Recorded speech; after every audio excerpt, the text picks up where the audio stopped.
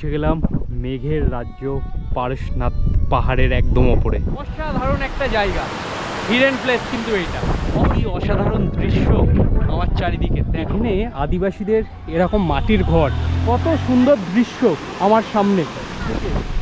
Just ভিউটা দেখো, মেঘকে মনে হচ্ছে হাতে ধরছি।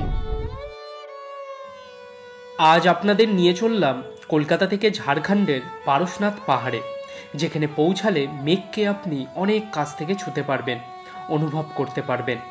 জঙ্গলের মধ্যে দিয়ে ছিল দুঃসাহসিক ট্রেকিং, যা ছিল খুবই রোমাঞ্চকর। পথে ছিল দারুণ সৌন্দর্যময় দৃশ্য, আদিবাসীদের গ্রাম থেকে শুরু করে পাহাড়ের ঝিরিঝিরি বৃষ্টি, সময় সময় কিছুটা জিরিয়ে নেওয়া, পাহাড়কে অনেক কাছ থেকে মন মুগ্ধ হয়ে দেখা। সব কিছু দেখবেন আজকে আমার এই ভিডিওতে। যেতে যেতে ছোট ছোট ওয়াটারফলসও চোখে পড়বে। চলুন আজকে আপনাদেরকে সাথে নিয়ে ঘুরে আসি এই সুন্দর মেঘের দেশ পারশনাথ পাহাড় থেকে। হ্যালো বন্ধুরা, welcome back to my channel. স্বাগত জানাচ্ছি তোমাদের আরও একটা নতুন ভিডিওতে। আজকে আমি যাচ্ছি মেঘের দেশ পারশনাথ মন্দিরে, ঝাড়খণ্ডের সব থেকে উচ্চতম একটি পাহাড়, যেইখানে যাওয়ার রাস্তা খুবই চ্যালেঞ্জিং। সমস্ত অভিজ্ঞতা তোমাদের সাথে এই ভিডিওতে শেয়ার করব। আজকে রাতে আমার ট্রেন আছে শিয়ালদা স্টেশন থেকে আজমির সাফ এক্সপ্রেস, সব কিছু তোমরা দেখতে পাবে। তাই চ্যানেলে প্রথম হয়ে থাকলে অবশ্যই কিন্তু চ্যানেলটাকে সাবস্ক্রাইব করে পাশে থাকা বেল আইকনটা প্রেস করে দিও পরবর্তী ভিডিওগুলোর নোটিফিকেশান পাওয়ার জন্য। তোমাদের সাথে আবার কথা হচ্ছে শিয়ালদা স্টেশনে পৌঁছে। চলো লেটস গো।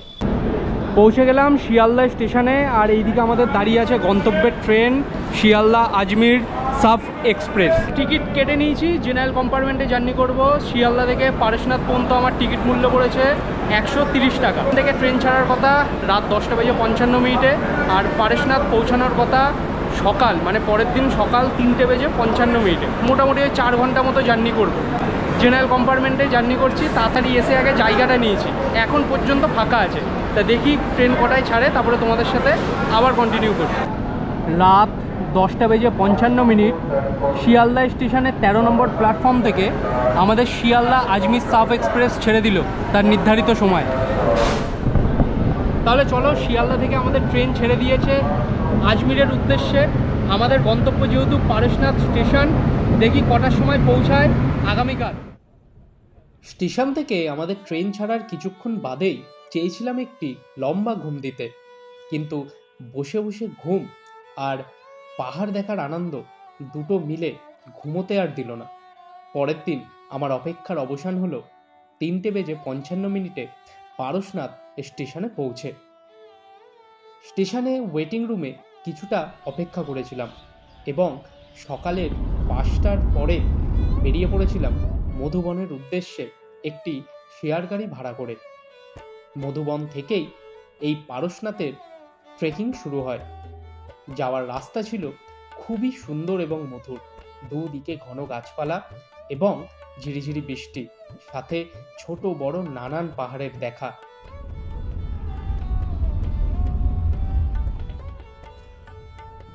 এতক্ষণ যে এলাম, রাস্তাটা দেখলে কতটা সুন্দর, চারিদিক সবুজে ভরা, মনে হচ্ছে মুম্বাইয়ের সেই লোনাভলার দিকে যে রাস্তাঘাট ওরাম রাস্তার মধ্যে থেকে যাচ্ছি। দারুণ দারুণ একটা এক্সপিরিয়েন্স হলো তোমার স্টেশন থেকে একদম এত পর্যন্ত আসার।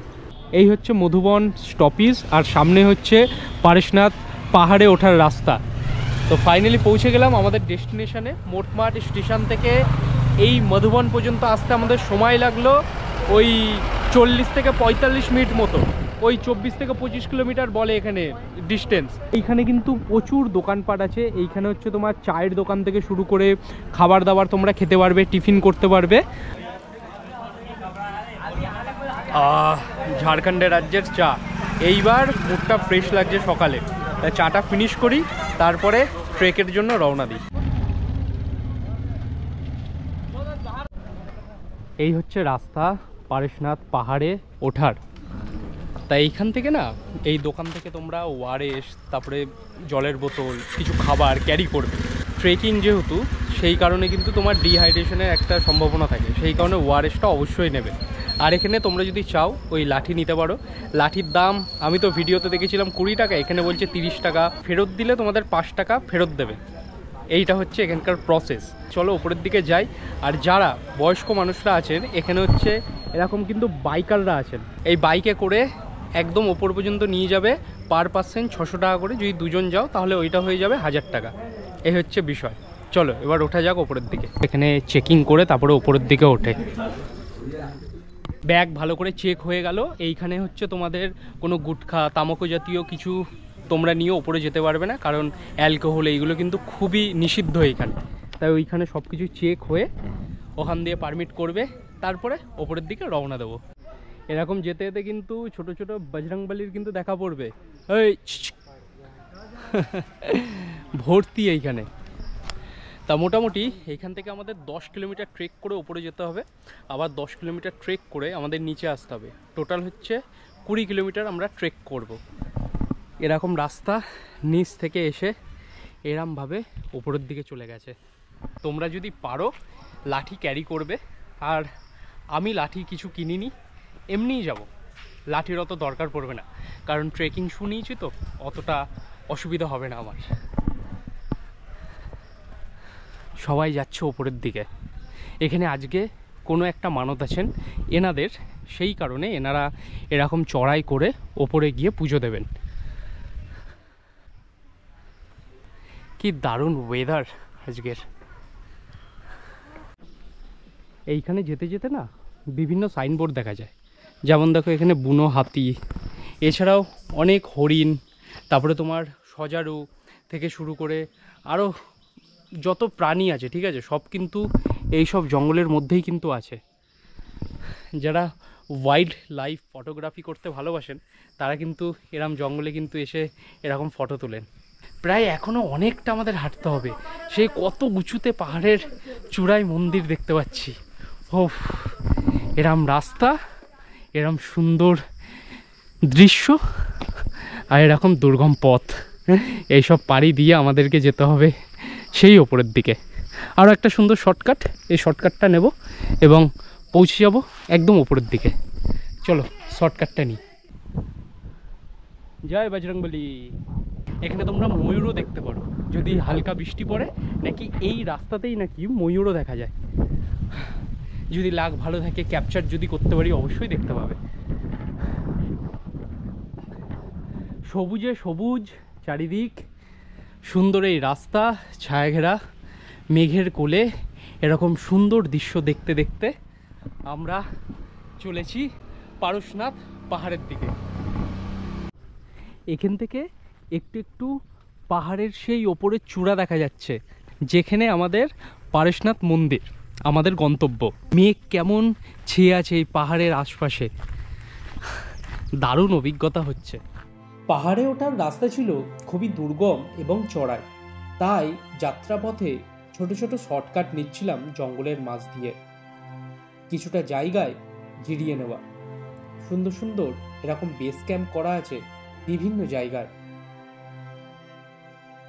নিচ থেকে বেশ ওপরে ওঠার পর একটা সুন্দর জৈন মন্দির পেয়েছি। এটা হচ্ছে সুন্দর একটা জৈন মন্দির, কলিকুট তীর্থধাম। দারুণ কিন্তু জায়গাটা। পারশনাথ মন্দিরে ওঠার সময় হচ্ছে এই সুন্দর তীর্থধামটা পাবে। তোমরা এখানে কিন্তু অনেকক্ষণ বিশ্রাম নিয়ে তারপরে আবার ওপরের দিকে উঠতে পারো। দারুণ একটা সুন্দর অ্যাটমসফিয়ার এই জায়গায়। এখানে আদিবাসীদের এরকম মাটির ঘর, আমরা তো ফ্রিজ ইউজ করি, এনারা জল ঠান্ডা রাখার জন্য এরকম মাটির কলসি ইউজ করে। দেখো কি দারুণ জায়গা। ওয়াও, চলো আর কয়েক কিলোমিটার আছে, আর এইখানের ওয়েদারটা কি দারুণ, কি সুন্দর হাওয়া দিচ্ছে, আর সাথে এরকম মেঘের ছোঁয়া, অসাধারণ অভিজ্ঞতা। আর মাত্র কয়েক কিলোমিটার গেলে আমরা পৌঁছে যাব আমাদের ডেস্টিনেশনে। ওইখানেই কিন্তু পৌঁছাতে হবে। আর এখন পুরো ড্রেস চেঞ্জ করে নিয়েছি, আগের যে টি শার্টটা পরেছিলাম পুরো ঘামে জর্জরিত হয়ে গেছে, এখন চেঞ্জ করে নিয়েছি একদম শর্টস, আর এই হচ্ছে ড্রেস। এইবার রিল্যাক্স লাগছে, ফুরফুরে লাগছে। যেতে যেতে পথে একটা এত জোরে আওয়াজ পেলাম, মনে হচ্ছিল যে কোনো একটা বিশাল ঝর্ণা। একটু রিস্ক নিয়ে এই জঙ্গলের মধ্যে থেকে আসার পর দেখো জায়গাটা, দেখো কতটা সুন্দর। এই দেখো জায়গাটা কি দারুণ, জলের ধারা বইছে, দেখো দারুণ ফ্লো, কিন্তু দেখো একদম নিচের দিকে নেমে গেছে এই জলের ধারা। সাধারণ একটা হিডেন প্লেস।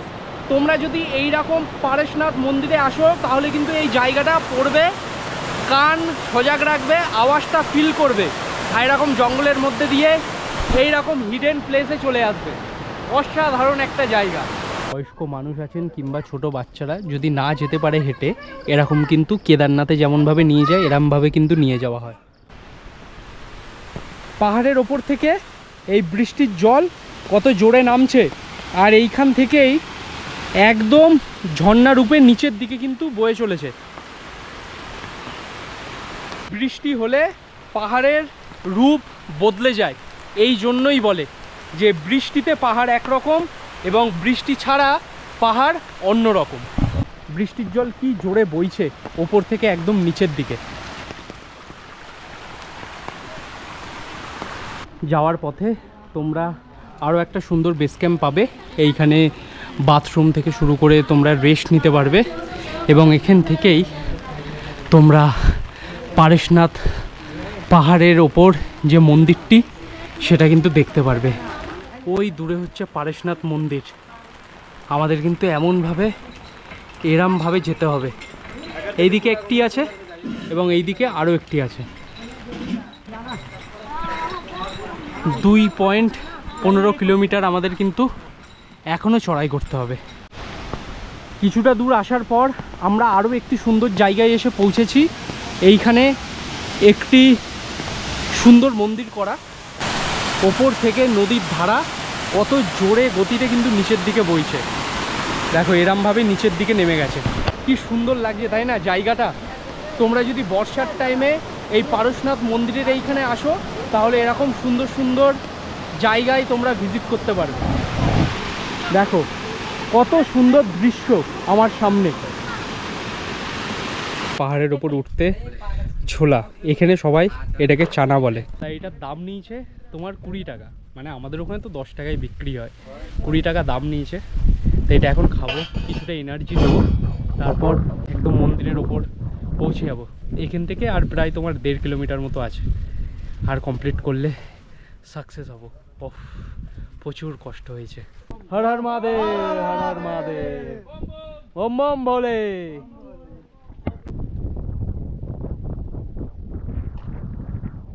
ছোট মন্দির, ওই পাশে একটা, ওই দিকে একটা, ওই দূরে আরও একটা মন্দির এবং এইখানের এই চূড়ায় আরও একটি মন্দির।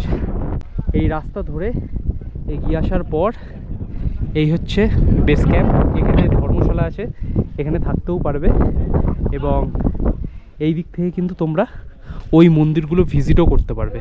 আর এখান থেকে জাস্ট ভিউটা দেখো, মেঘকে মনে হচ্ছে হাতে ধরছি। ও কি দারুণ, মানে এতটা আসার পর জার্নিটা পুরোপুরি সার্থক হয়ে গেল। ওয়াও, সব পিচ্ছিগুলো দেখো কত এইখানে ভর্তি, কি দারুণ লাগছে। এই যে ওদের মা, এই যে এইদিকে পিচ্ছি ভর্তি এইখানে এক গাদা। আর কিছুটা জার্নি করার পরেই আমি পৌঁছে যাবো আমার সেই ডেস্টিনেশনে, যার জন্য আগের দিন রাত্রে আমি বেরিয়েছি বাড়ি থেকে। আর আজকে এই দুপুরবেলা প্রায় 12টা বেজে গেছে, এই 12:30 বাজতে চললো, প্রায় সামনাসামনি আমি পৌঁছে গেছি মন্দিরের। কি সুন্দর রাস্তাটা দেখেছো পাহাড়ের ওপর, দারুণ রাস্তা। এখানে বেশ ভালো জমজমাট দোকানপাট, কিন্তু এখানে অনেক দোকানপাট। এইখানে এতক্ষণ জার্নি করেছি, আমার সঙ্গে না কিছু কিছু শুকনো খাবার নিয়েছিলাম আমি, ওই চিড়ে ভাজা বলো, তারপরে বিস্কিট বলো, এগুলো নিয়েছিলাম। আর এখানে প্রত্যেকটা বেস ক্যাম্পের জায়গায় না তোমরা জল ভরার জায়গা পাবে।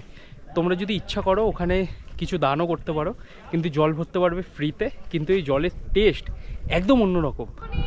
এত কষ্ট ঠিক এই মন্দির পর্যন্ত আসার জন্যই।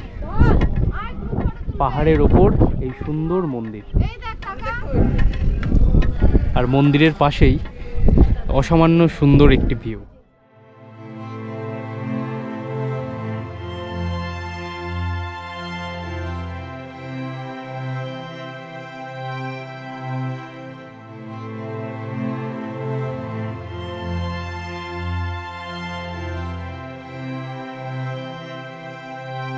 ফাইনালি পৌঁছে গেলাম মেঘের রাজ্য, একদম পারশনাথ মন্দিরের সামনে। এই নিয়ে সেকেন্ড টাইম তোমাদের দেখালাম। এর আগে আরও একবার দেখিয়েছিলাম, সেই সময় কোনো ক্লাউড ছিল না, একদম পরিষ্কার ওয়েদার ছিল। আর এই মুহূর্তে আমার চারিদিকে দেখো, মেঘ চারিদিক থেকে আমাকে ঘিরে ধরেছে, আর পেছনে পারশনাথ মন্দির। কি অসাধারণ দৃশ্য আমার চারিদিকে, দেখো অসাধারণ সুন্দর লাগছে, দারুণ। সমতল থেকে 1365 মিটার উঁচুতে সব থেকে উঁচু মন্দির ঝাড়খণ্ডের সব থেকে উঁচু পাহাড়গুলির মধ্যে এটি হচ্ছে সব থেকে উচ্চতম পারশনাথ পাহাড়। আর তার উপরেই এই সুন্দর মন্দির কিন্তু তৈরি করা হয়েছে, যার নাম পারশনাথ মন্দির। এখান থেকে মেঘকে তোমরা এরকম ছুঁতে পারবে, দেখো নিচে কিচ্ছু দেখা যাবে না। কিছুক্ষণ আগেই যখন ওপরে এলাম, একদম এখানে ফগ ছিলই না, আর এখন এত ফগ এসছে না, মন্দিরের ওপরে কিচ্ছু দেখতে হবে না মন্দির। আর এই জায়গাটা দেখো কি দারুণ, চারিদিকে মেঘে ঢেকে গেছে।